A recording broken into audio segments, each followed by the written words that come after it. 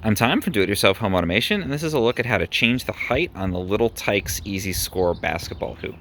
So it's a great basketball hoop. You can adjust the height for your kid as they get bigger, and I've got it on just almost the lowest height, and I'll show you easily how to switch the height. So basically you just pull this up a bit, and then this little piece here is going to start to pop out, and as you're pulling, you just reach in with your finger and just pull it all the way out. So I'm going to do that. So I've got that, and now this is open.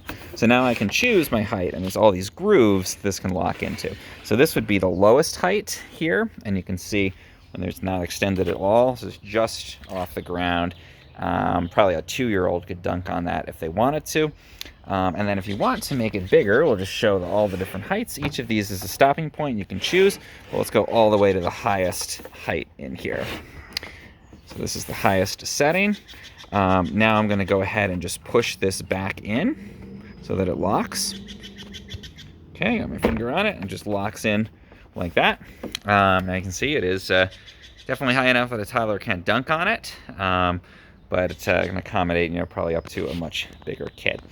So that's adjusting the little Tikes Easyscore basketball hoop. Super easy.